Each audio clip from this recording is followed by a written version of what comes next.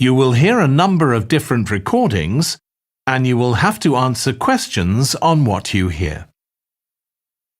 There will be time for you to read the instructions and questions, and you will have a chance to check your work. All the recordings will be played once only. The test is in 4 sections. At the end of the test, you will be given 10 minutes to transfer your answers to an answer sheet. Now turn to Section 1.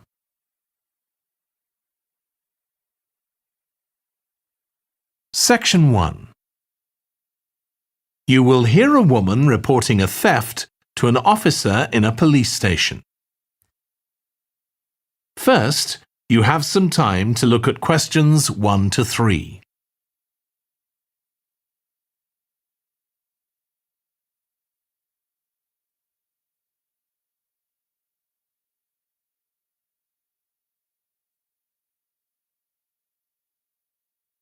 You will see that there is an example that has been done for you.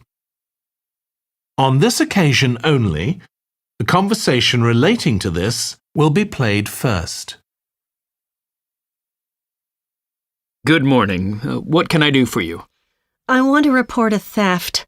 I had some things stolen out of my bag yesterday. I'm sorry to hear that.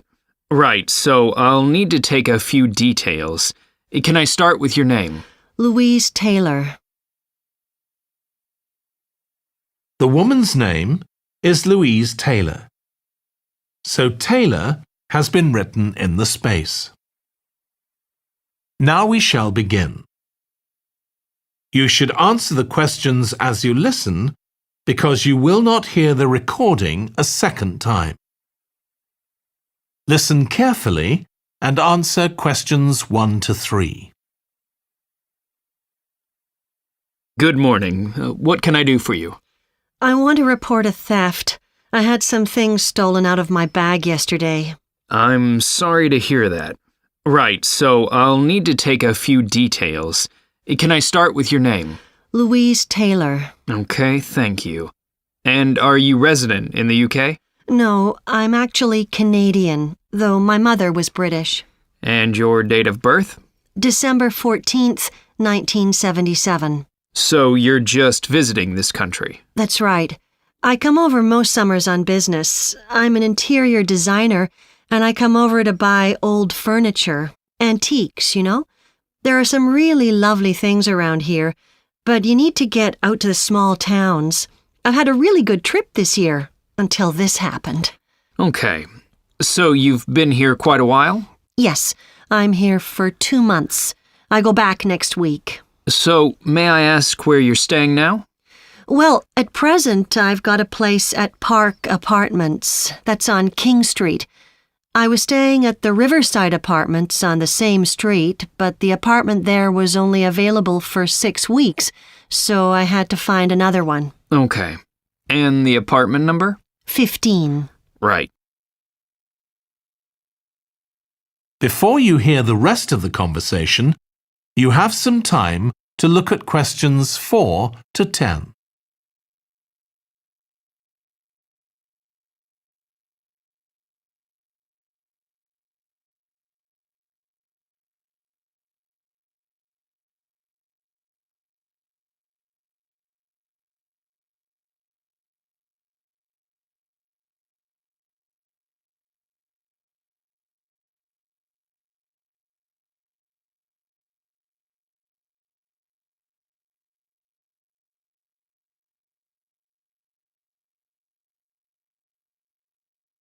Now listen and answer questions 4 to 10.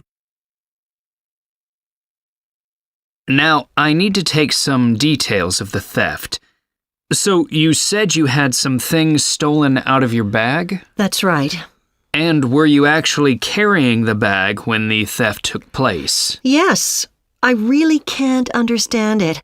I had my backpack on, and I went into a supermarket to buy a few things, and when I opened it up, my wallet wasn't there. And what did your wallet have in it? Well, fortunately, I don't keep my credit cards in that wallet. I keep them with my passport in an inside compartment in my backpack, but there was quite a bit of cash there, about £250 sterling, I should think. I withdrew £300 from my account yesterday, but I did a bit of shopping, so I must have already spent about £50 of that. Okay. At first I thought, oh, I must have left the wallet back in the apartment. But then I realized my phone had gone as well. It was only a week old, and that's when I realized I'd been robbed. Anyway, at least they didn't take the keys to my rental car. Yes. So you say the theft occurred yesterday? Yes. So that was September the 10th? And do you have any idea at all of where or when the things might possibly have been stolen? Well, at first I couldn't believe it because the bag had been on my back ever since I left the apartment after lunch. It's just a small backpack, but I generally use it when I'm traveling because it seems safer than a handbag. Anyway, I met up with a friend, and we spent a couple of hours in the museum. But I do remember that as we were leaving there, at about 4 o'clock, a group of young boys ran up to us, and they were really crowding round us, and they were asking us what time it was. Then, all of a sudden, they ran off. Can you remember anything about them? The one who did most of the talking was wearing a T-shirt with a picture of something.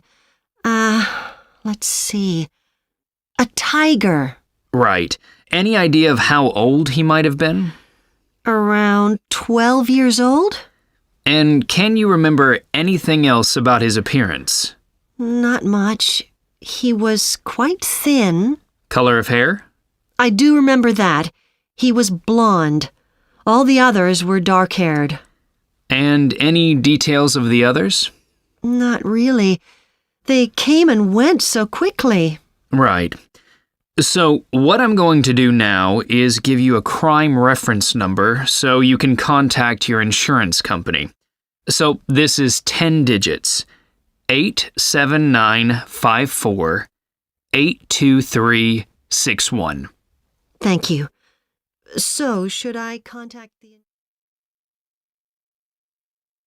That is the end of section 1. You now have half a minute to check your answers.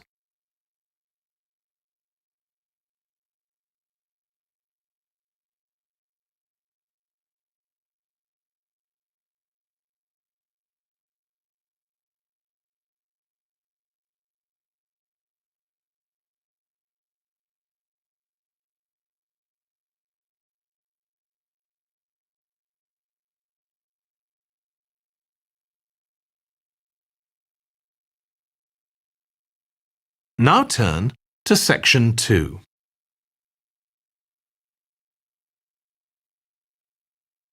Section 2. You will hear a manager giving a welcome talk to a group of apprentices who are starting their training at the company. First, you have some time to look at questions 11 to 14.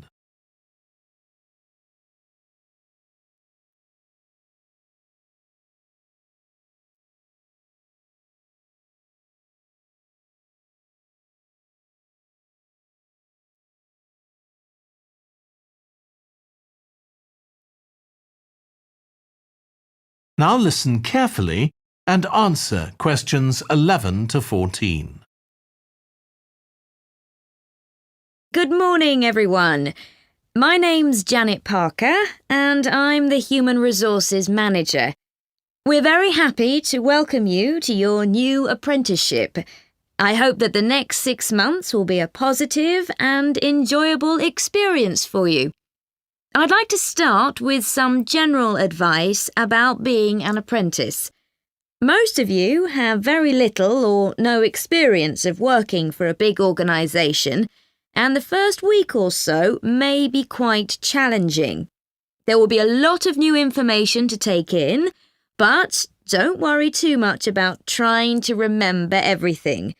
The important thing is to check with someone if you're not sure what to do. You'll find your supervisor is very approachable and won't mind explaining things or helping you out. You're here to learn, so make the most of that opportunity. You'll be spending time in different departments during your first week, so make an effort to talk to as many people as possible about their work. You'll make some new friends and find out lots of useful information. As well as having a supervisor, you'll each be assigned a mentor. This person will be someone who's recently completed an apprenticeship, and you'll meet with them on a weekly basis. Their role is to provide help and support throughout your apprenticeship.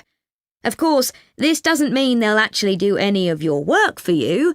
Instead, they'll be asking you about what goals you've achieved so far, as well as helping you to identify any areas for improvement. You can also discuss your more long-term ambitions with them as well.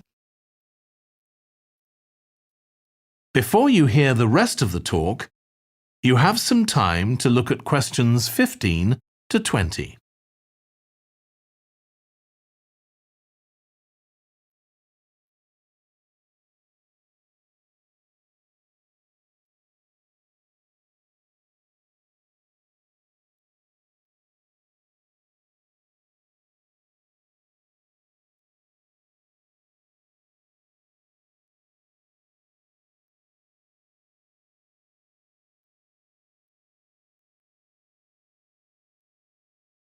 Now listen and answer questions 15 to 20.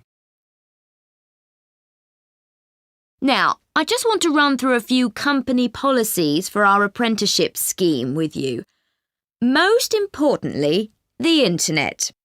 As part of your job, you'll be doing some research online, so obviously you'll have unlimited access for that. But please don't use it for personal use. You'll have your own phones for that. Some of you have already asked me about flexible working. After your probationary 3-month period, some of you will be eligible for this, but it will depend on which department you're in and what your personal circumstances are, so please don't assume you'll automatically be permitted to do this. I want to make sure there's no confusion about our holiday policy. Apart from any statutory public holidays, we ask that you don't book any holidays until after your 6-month apprenticeship has finished. Time off should only be taken if you are unwell.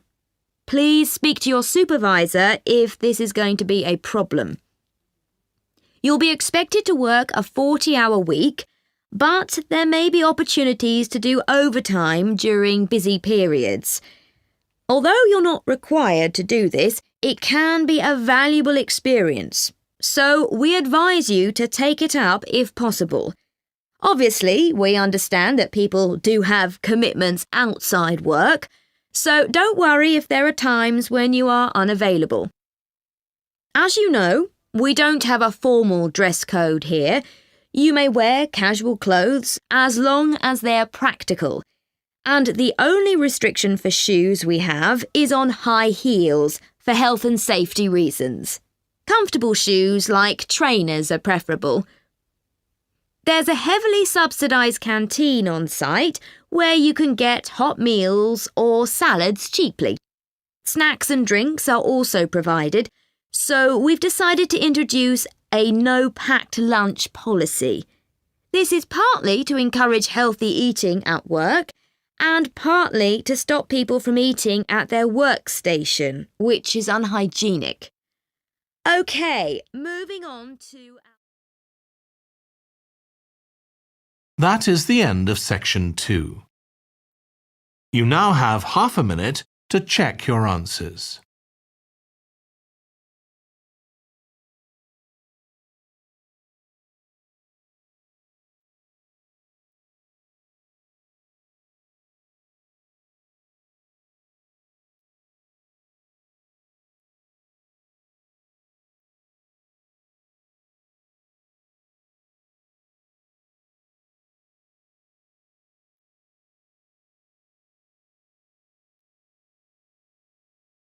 Now turn to Section 3.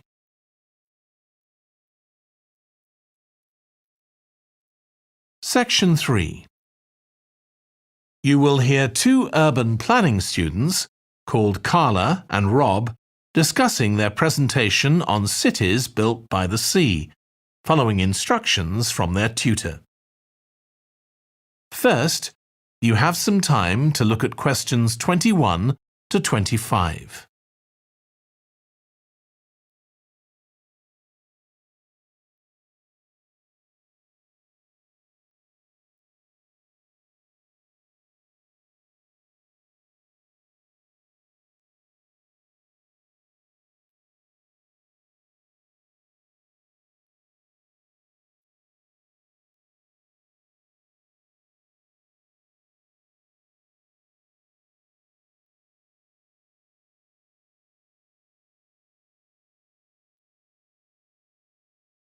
Now listen carefully and answer questions 21 to 25. OK, so what I'd like you to do now is to talk to your partner about your presentations on urban planning. You should have done most of the reading now, so I'd like you to share your ideas and talk about the structure of your presentation and what you need to do next. OK, Rob, I'm glad we chose quite a specific topic, cities built next to the sea. It made it much easier to find relevant information. Yeah, and cities are growing so quickly. I mean, we know that more than half the world's population lives in cities now. Yeah, though that's all cities, not just ones on the coast. But most of the biggest cities are actually built by the sea. I'd not realised that before. Nor me. And what's more, a lot of them are built at places where rivers come out into the sea, but apparently this can be a problem. Why? Well, as the city expands, agriculture and industry tend to spread further inland along the rivers, and so agriculture moves even further inland up the river. That's not necessarily a problem, except it means more and more pollutants are discharged into the rivers. So these are brought downstream to the cities? Right. Did you read that article about Miami on the east coast of the USA? No. Well, apparently back in the 1950s, they built channels to drain away the water in case of flooding. Sounds sensible. Yeah, they spent quite a lot of money on them, but what they didn't take into account was global warming. So they built the drainage channels too close to sea level, and now sea levels are rising, they're more or less useless. If there's a lot of rain, the water can't run away. There's nowhere for it to go. The whole design was faulty. So what are the authorities doing about it now? I don't know. I did read that they're aiming to stop disposing of wastewater into the ocean over the next 10 years. But that won't help with flood prevention now, will it? No, really, they just need to find the money for something to replace the drainage channels in order to protect against flooding now. But in the long term, they need to consider the whole ecosystem. Right.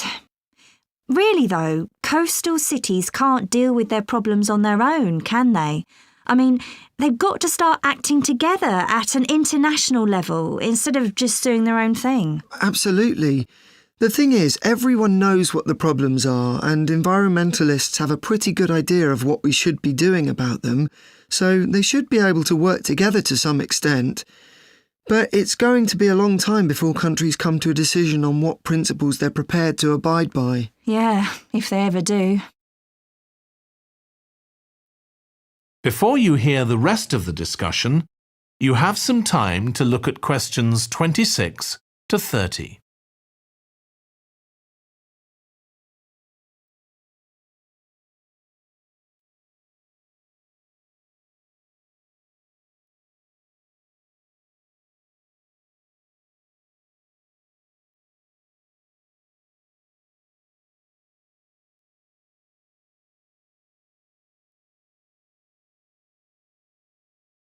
Now listen and answer questions 26 to 30. So, I think we've probably got enough for our presentation. It's only 15 minutes. OK, so I suppose we'll begin with some general historical background about why coastal cities were established. But we don't want to spend too long on that. The other students will already know a bit about it. It's all to do with communications and so on. Yes. We should mention some geographical factors, things like wetlands and river estuaries and coastal erosion and so on. We could have some maps of different cities with these features marked. On a handout, you mean? Or some slides everyone can see? Yeah, that'd be better. It'd be good to go into past mistakes in a bit more detail. Did you read that case study of the problems there were in New Orleans with flooding a few years ago? Yes, we could use that as the basis for that part of the talk. I don't think the other students will have read it, but they'll remember hearing about the flooding at the time. OK. So that's probably enough background. So then we'll go on to talk about what action's been taken to deal with the problems of coastal cities. OK. What else do we need to talk about? Maybe something on future risks, looking more at the long term if populations continue to grow? Yeah, we'll need to do a bit of work there. I haven't got much information, have you? No, we'll need to look at some websites. Shouldn't take too long. OK. And I think we should end by talking about international implications. Maybe we could ask people in the audience. We've got people from quite a lot of different places. That'd be interesting, if we have time, yes. So now, shall we go on? That is the end of section 3. You now have half a minute to check your answers.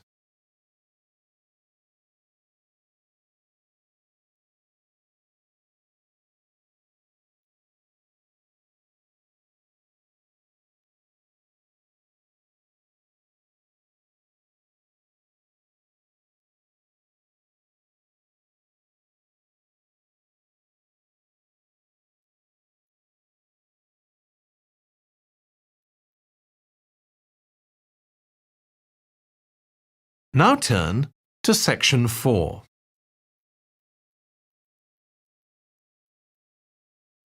Section 4. You will hear part of a lecture on renewable energy that uses the power of the sea. First, you have some time to look at questions 31 to 40.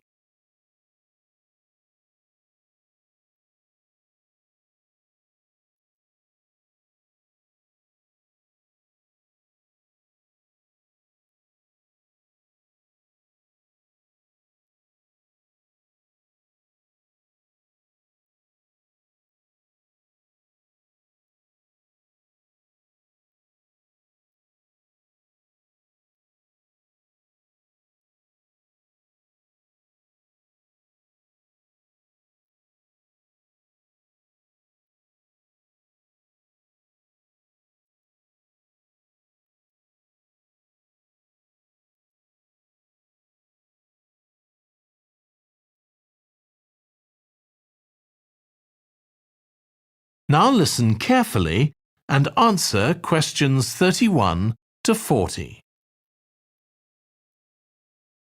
Producing enough energy to meet our needs has become a serious problem. Demand is rising rapidly because of the world's increasing population and expanding industry. Burning fossil fuels like gas, coal and oil seriously damages the environment, and they'll eventually run out.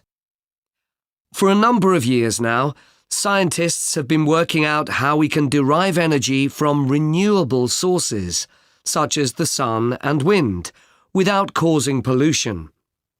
Today, I'll outline marine renewable energy, also called ocean energy, which harnesses the movement of the oceans.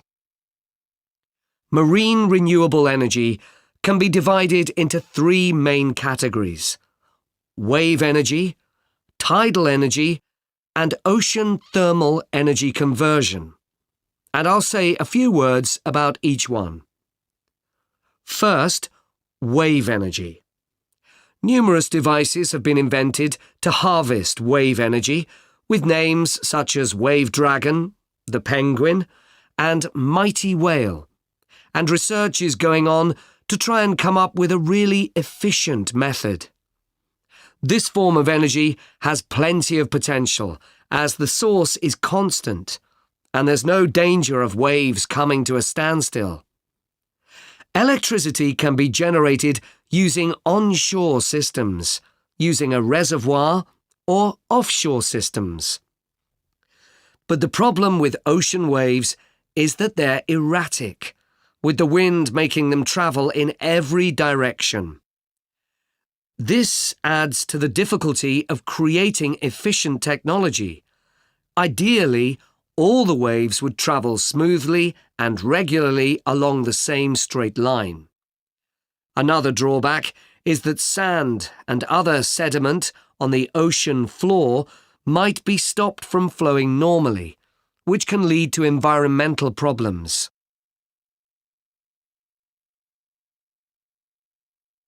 The second category of marine energy that I'll mention is tidal energy. One major advantage of using the tide, rather than waves, as a source of energy is that it's predictable. We know the exact times of high and low tides for years to come. For tidal energy to be effective, the difference between high and low tides needs to be at least 5 meters. And this occurs naturally in only about 40 places on Earth. But the right conditions can be created by constructing a tidal lagoon, an area of seawater separated from the sea. One current plan is to create a tidal lagoon on the coast of Wales. This will be an area of water within a bay at Swansea, sheltered by a U-shaped breakwater, or dam, built out from the coast. The breakwater will contain 16 hydro turbines, and as the tide rises, water rushes through the breakwater, activating the turbines, which turn a generator to produce electricity. Then, for 3 hours as the tide goes out, the water is held back within the breakwater, increasing the difference in water level until it's several meters higher within the lagoon than in the open sea. Then, in order to release the stored water, gates in the breakwater are opened. It pours powerfully out of the lagoon, driving the turbines in the breakwater in the opposite direction and again generating thousands of megawatts of electricity. As there are 2 high tides a day, this lagoon scheme would generate electricity 4 times a day, every day, for a total of around 14 hours in every 24, and enough electricity for over 150,000 homes. This system has quite a lot in its favour. Unlike solar and wind energy, it doesn't depend on the weather.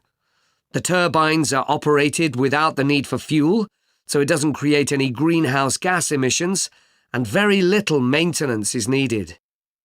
It's estimated that electricity generated in this way will be relatively cheap, and that manufacturing the components would create more than 2,000 jobs, a big boost to the local economy. On the other hand, there are fears that lagoons might harm both fish and birds, for example by disturbing migration patterns and causing a build-up of silt, affecting local ecosystems.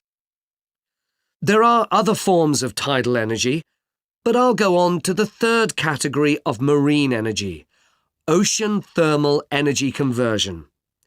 This depends on there being a big difference in temperature between surface water and the water a couple of kilometres below the surface, and this occurs in tropical coastal areas. The idea is to bring cold water up to the surface using a submerged pipe. The concept dates back to 1881, when... That is the end of section 4. You now have half a minute to check your answers.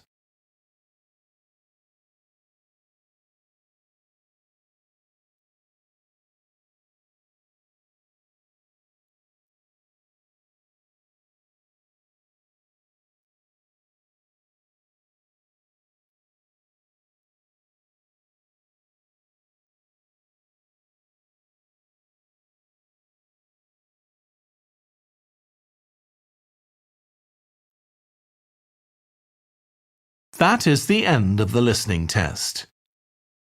In the iELTS test, you would now have 10 minutes to transfer your answers to the answer sheet.